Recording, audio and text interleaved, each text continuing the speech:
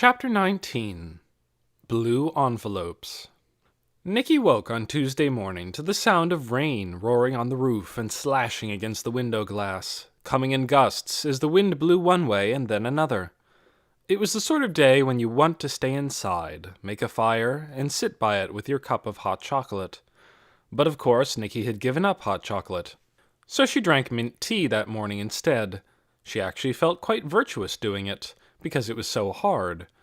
She could tell that her willpower was being exercised, like a muscle. This didn't make her happy, exactly. She missed the chocolate.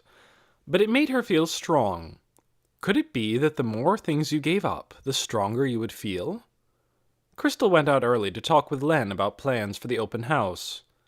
"Meet me at the cafe at 6, she said as she went out the door. "We'll have dinner together and you can tell me all about your adventures." Otis's outing was very short that morning. He stood on the threshold of the back door and looked doubtfully at the rain. Nicky had to push him outside.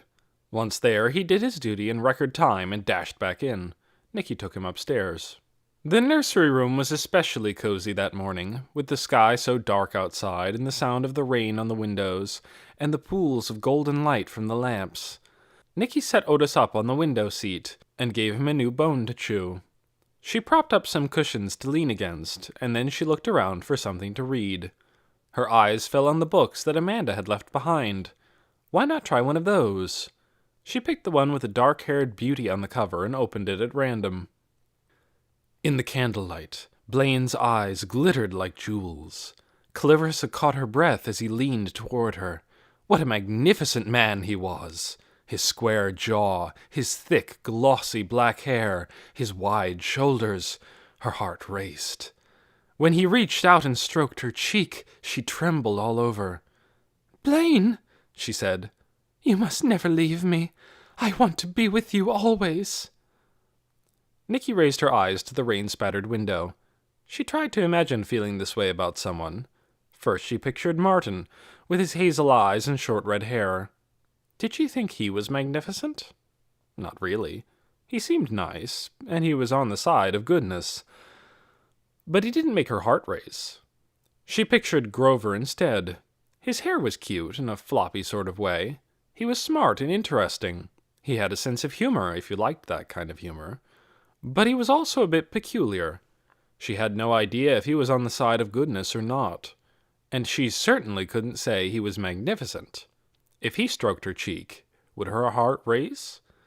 No, she would think that it was weird and creepy.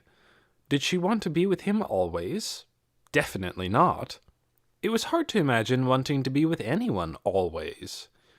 There'd be times when you wanted to be alone, or with someone else. She turned a few pages and read some more. Clarissa fled down the stone steps to the windswept beach, her raven tresses flowing out behind her. She scanned the empty sands, and when she saw no sign of Blaine, a great cry of anguish escaped her lips. She could not live without him. She would sooner die. Nicky shut the book. There was no doubt about it. If that was love, she was not in love with Martin or Grover. She could live without either of them perfectly well. She looked out the window, where the rain was still pelting down. At the end of the block, she noticed someone approaching, wearing a wide-brimmed pink rain hat and carrying a canvas tote bag. When the person came closer, she saw who it was. Mrs. Beeson. How perfect! If she ran fast downstairs, she could catch her and ask her what happened to horrible Hoyt McCoy. She didn't bother to grab an umbrella. She just threw on her jacket and ran out into the rain. Rivers of water streamed through the gutters. All along the street, bare tree branches flailed against house walls and tight-shut windows. She ran to meet Mrs. Beeson, who smiled when she saw Nicky coming. "Hi," said Nicky. "I saw you from the window, and I was wondering—" "I was just thinking of you," Mrs. Beeson said. She looked a little frazzled around the edges. Her lipstick was slightly crooked, and her ponytail, beneath the rain hat, was damp and drooping. "You've been such a help. Walk with me, if you'd like. I'm delivering a few notices." "Notices?" said Nicky. "Yes, urgent ones. I'm getting a little impatient. Here we have such a miraculous chance to save ourselves, and a few people are about to ruin it for everyone. Such selfishness. I have to make them understand. We have a terrorist in the woods. The crisis gets worse all the time. In 3 days, we might face war. Mrs. Beeson shook her head at people's foolishness. So I've decided it's time to take some drastic action. I've done the downhill ones and most of the uphill. Only one more to go. She drew Nicky in next to her under the umbrella. Her sugary smell enveloped them both. What are the notices about? Nicky asked. But Mrs. Beeson was already on a different subject. It was just too bad about Hoyt McCoy, she said. Wasn't it? About your mistake, I mean, honey.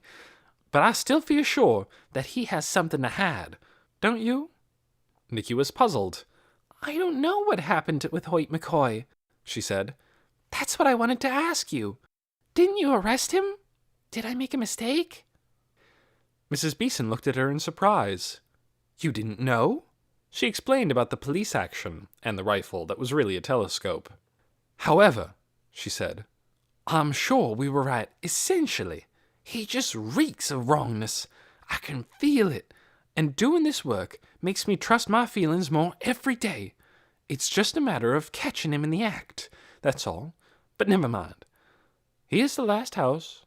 Nicky was so stunned by this news about Hoyt McCoy that she could hardly breathe. A telescope! And the police had gone out and aimed guns at him. Because of her. They had stopped at a brick house with a collapsing woodshed next to it. Mrs. Beeson opened the mailbox. She reached into the canvas bag and took out a blue envelope. In the upper left corner were the words, Urgent, from B. Beeson. She put it in the mailbox and they moved on.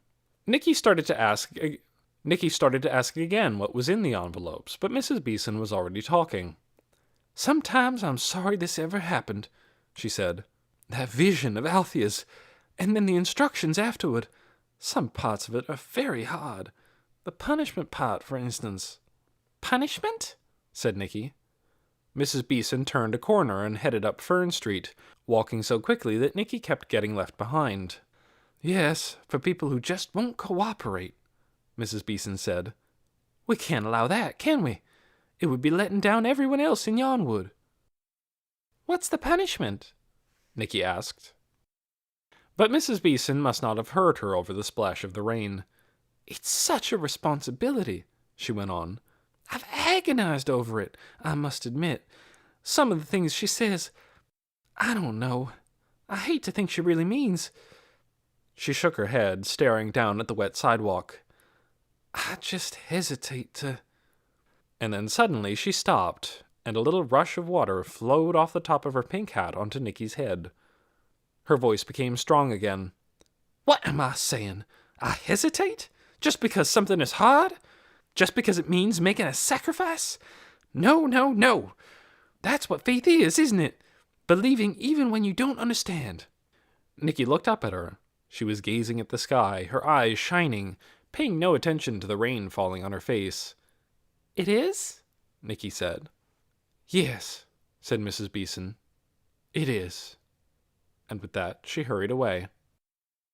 Back at Greenhaven, Nicky went upstairs, passing some men who were polishing the floors with a roaring machine.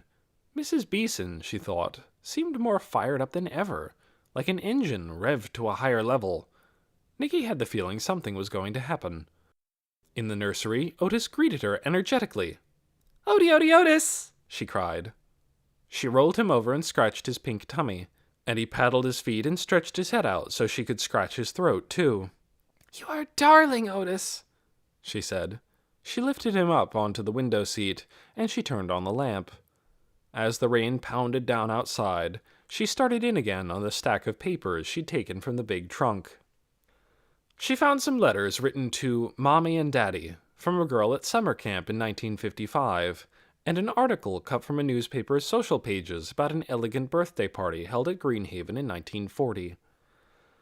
After setting aside still more bent postcards and ancient Christmas cards and faded photographs, she came upon a fragile old envelope with a strange-looking letter inside, that she thought at first was just a page of crazy scribbling. But when she looked at it closely, she could see that it was writing after all. it was a sort of double writing. The letter writer, someone named Elizabeth, had written on the page in the usual way, and then had turned the paper and written right across what she'd written before. The result looked totally unreadable, like two barbed wire fences laid on top of each other. But she found that if she held the paper in a certain way, slightly tipped, the writing going one direction faded into the background, and the writing going the other direction became clear. The letter was dated January 4th, 1919. Most of it wasn't really worth the trouble it took to read. Elizabeth wrote about ordinary things: visitors who'd arrived, a party, new clothes, a new horse. One bit was intriguing, though. I hope your dear mother is not so terribly sad as she was. I see as I write this that it's been a year today since the fever took darling baby Frederick. Such a great sorrow, but time must have healed her a little by now. Nicky imagined the mother, young and beautiful and wearing one of those long, slender dresses she'd seen in the photographs, sitting in anguish at the bedside of her baby, not able to give him the right medicine because it hadn't been invented yet. It would be dreadful to watch your baby die. No wonder she was still sad a year later. She decided to keep this letter because of the strange way it was written. She set it on the shelf with the picture of the twins. It was time to meet Crystal for dinner. Nicky walked toward downtown. Overhead, she heard the fighter jets again, roaring across the sky, above the clouds. She shivered, thinking of the president's deadline. Only 3 days left. The whole town had a gloomy, closed-in look tonight. Nearly all the houses were dark, their blinds and curtains drawn. A small house on Birch Street had lighted windows, though, and as Nicky passed, she saw a police car draw up in front of it. Good, she thought. They're going to make those people follow the rules. When she got to the cozy corner and pushed open the door, warm, food-scented air greeted her. The restaurant was dim because its lights were off, but candles on each table made it seem cozy anyhow. She spotted Crystal right away. She was sitting with her back to Nicky, at a table beside the window, and across from her sat a tall man with a little mustache. It must be Len, the real estate agent. Why was he here? Crystal hadn't said she was meeting Len for dinner. She'd said she and Nicky would have dinner together, and Nicky would tell her about her adventures. Not that she had any adventures she wanted to tell about. Len saw her standing there. He said something to Crystal, and she turned around and called, "Nicky, here we are!" When Nicky sat down, Crystal said, "I talked to your mother today. She got a card from your father. Didn't say where he was or what he was doing, but he said he might have a surprise for her pretty soon." "He must be coming home," Nicky said. "Oh, I hope he is." She missed her father with a terrible ache all of a sudden. He called her his chickadee and made paper airplanes for her. She wished he were here right now. She wanted to ask her mother if he had said anything else, but Crystal had moved on to another subject. "We've been planning," she said. "We're thinking this Saturday for the open house." "Crossing our fingers for good weather," said Len, grinning, and holding up 2 sets of crossed fingers and waggling them at Nicky. "That means a lot of work has to get done during the next 3 days," said Crystal. She sounded quite cheerful about it.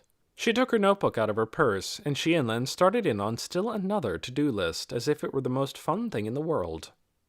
Nicky ordered her soup and stared out the window. The last of the sunlight edged the top of the mountain in gold.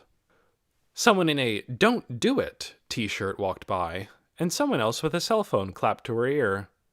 Across the street, a black car pulled into the gas station. Hoyt McCoy got out of it. Just the sight of him made Nicky feel guilty. She watched as he filled up his gas tank, and she was glad when he drove off, heading down the road that led to the highway. Dinner took forever. Crystal's to-do list got longer and longer, and every item had to be discussed in tedious detail. Now and then Nicky commented on something, but no one paid attention to her. She was just about to say she was going back to Greenhaven when there was a loud tap on the window next to her. Startled, she turned. Outside stood Grover, his eyes round and worried-looking. "Who's that?" said Crystal. "The handyman's son," Nicky said. "I sort of know him." She laughed, thinking he was joking around as usual, but instead of breaking into a smile or a maniac face, Grover shook his head and beckoned to her. His mouth moved, making exaggerated words. "Come out!" Nikki's smile froze on her face. What was wrong? She stood up from the table. "I have to go ask him something," she said, and before Crystal and Len could say a word, she dashed out the door and hurried after Grover.